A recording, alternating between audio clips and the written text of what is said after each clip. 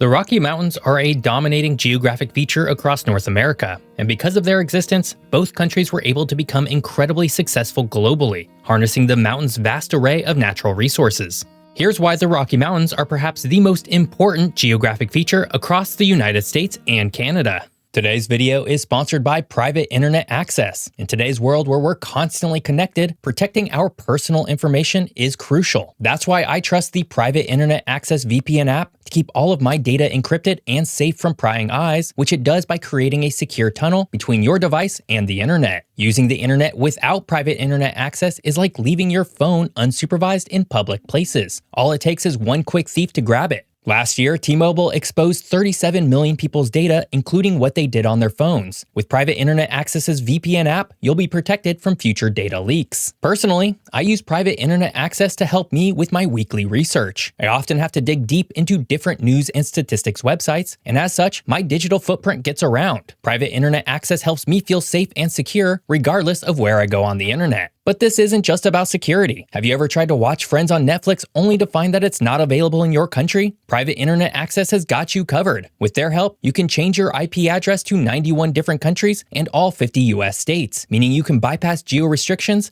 and access Friends on Netflix from anywhere in the world. So if you want to keep your online activity private and enjoy unrestricted access to the internet, check out Private Internet Access VPN. Click on the link below to get 83% off your subscription with an extra 4 months completely free. Few mountain ranges in the world can stand up to the Rocky Mountains in terms of prominence and importance. In fact, each continent seems to have one mountain range that acts in a similar manner. Maybe one day I'll get to those mountain ranges as well. But today, it's all about the Rockies and how they enabled the United States and Canada to become so incredibly successful. And stick around to the end because I'm going to talk a bit about what's included or not included in mountain ranges more broadly because it can be quite contentious. But first, today's podcast episode is all about Easter Island. The far-flung Pacific island has captured the imagination of millions with its unique statues, but it continues to be geographically and geopolitically fascinating. Catch that episode right now, right here on YouTube or whatever app you use. All links are in the description below. The Rocky Mountains, often referred to as the Rockies, are a major mountain range that stretches over 3,000 miles from northern British Columbia in Canada to New Mexico in the southwestern United States. This extensive range forms a significant portion of the North American Cordillera, a vast system of interconnected mountain ranges that spans much of the western part of the continent. Starting in the far north, the Rocky Mountains begin in the Canadian province of British Columbia, where they are known for their rugged peaks and very remote terrain. The northernmost part of the Rockies includes notable peaks such as Mount Robson, which stands at 12,972 feet and is the highest point in the Canadian Rockies. This area is characterized by its dramatic landscapes, including deep valleys, towering cliffs, and glacial lakes. The Columbia Icefield, located in the Canadian Rockies, is one of the largest ice fields in North America and feeds several major rivers, including the Columbia and Athabasca rivers.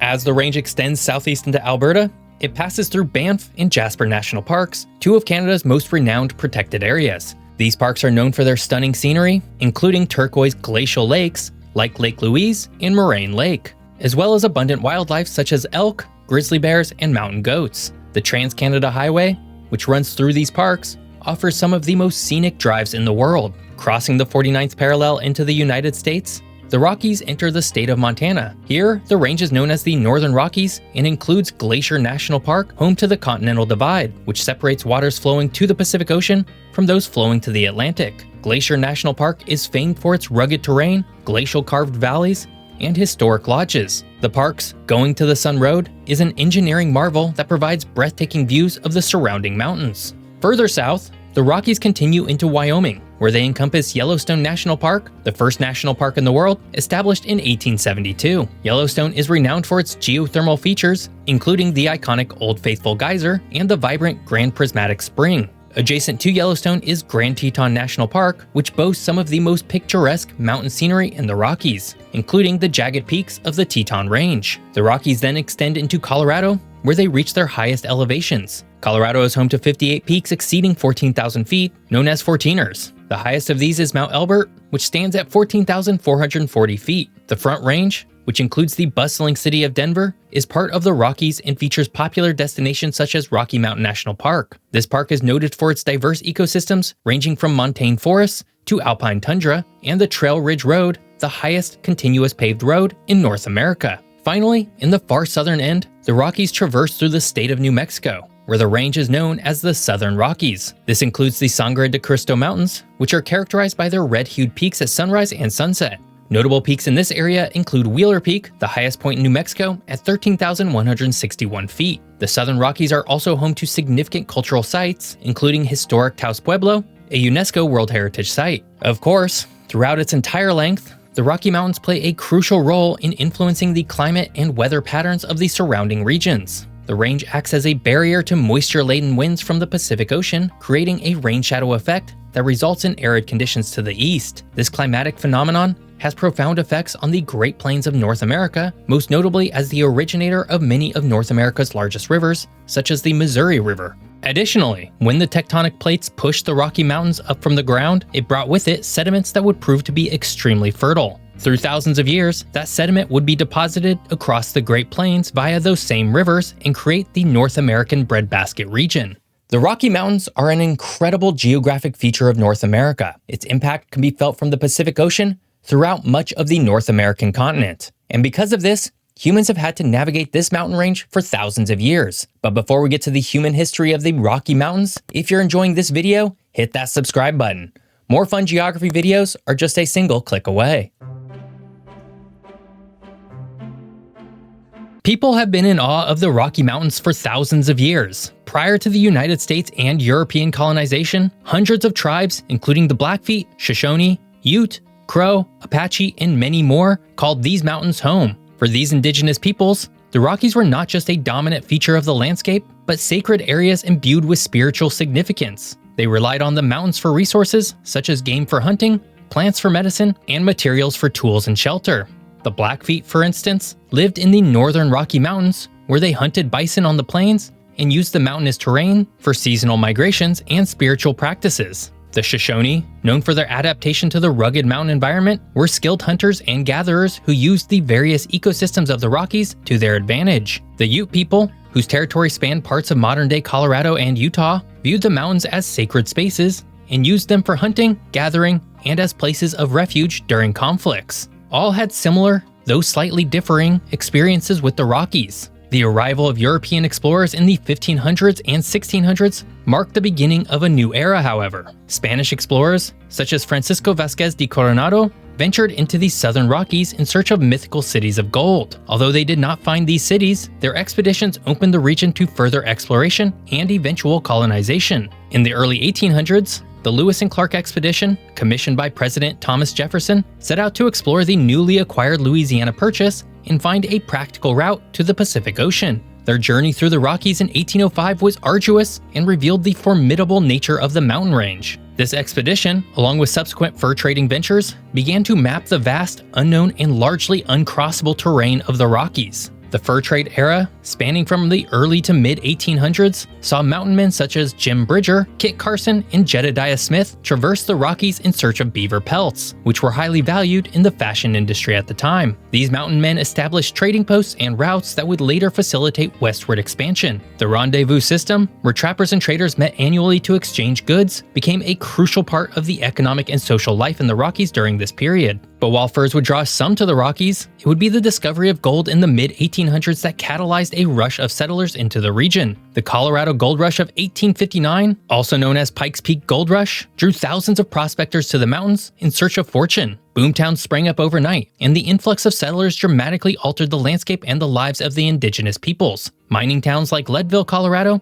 and Virginia City, Montana, became bustling centers of commerce and conflict. Throughout all of this, however, the Rockies would remain the largest obstacle to westward migration and settlement. As such, the United States sponsored the first transcontinental railroad that would link the two halves and allow for quick and easy travel between the two sides. The Union Pacific and Central Pacific Railroads met at Promontory Summit, Utah, in 1869, creating a continuous rail link from the East Coast to the West Coast. This engineering feat facilitated the movement of people, goods, and ideas across the continent, further integrating the Rockies into the national economy of the United States. The railroad also brought tourists to the region, sparking the development of the first national park, Yellowstone, which was established in 1872. Not to be outdone, on November 7, 1885, Canada completed its own transcontinental railroad linking British Columbia to the eastern half of Canada with the completion of the Canadian Pacific Railway. Throughout the 1900s and into the modern era, the Rocky Mountains have continued to be a vital part of North America. They serve as a destination for outdoor recreation, a subject of scientific study, and a symbol of the American and Canadian West. It's for this reason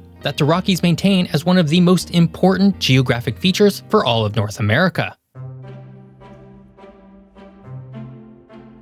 The Rocky Mountains hold immense importance for North America and the countries, provinces, and states they traverse, spanning from northern British Columbia in Canada to New Mexico in the United States. This extensive mountain range impacts the continent in myriad ways, including ecological, economic, cultural, and recreational aspects. Ecologically, the Rocky Mountains are a biodiversity hotspot. The range's varied elevations and climates support diverse ecosystems, from dense forests to alpine tundra. These ecosystems are home to numerous plant and animal species, some of which are endemic to the region. The Rockies provide critical habitat for species like grizzly bears, elk, and bighorn sheep, as well as serving as migratory corridors for birds and other wildlife. The range's ecological health is vital for maintaining biodiversity and ecological balance in North America. But for the people of both the United States and Canada, the Rockies are perhaps the most crucial geographic feature for delivering water throughout the continent. The mountains are a source of many major river systems, including the Colorado,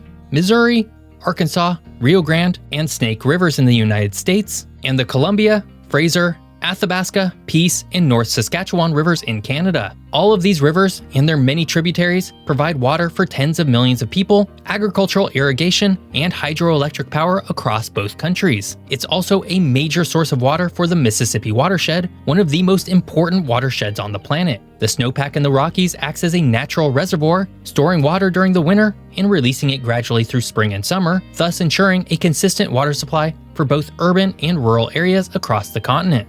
Economically, the Rocky Mountains contribute significantly to the regions they inhabit.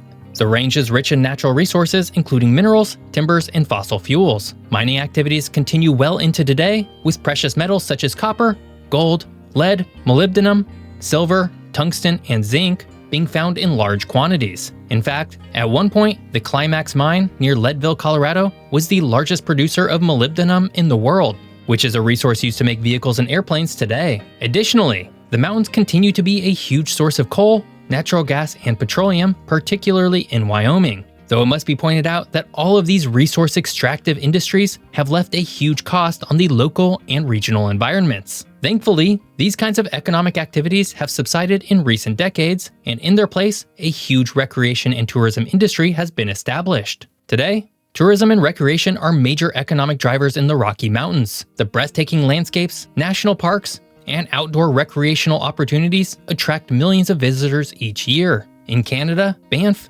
Jasper, Kootenay, and Waterton Lakes National Parks offer some of the most incredible mountain views in the world. And Glacier, Yellowstone, Grand Teton, Rocky Mountain, and the Great Sand Dunes National Parks in the United States offer incredible geographic diversity and draw tourists from around the world.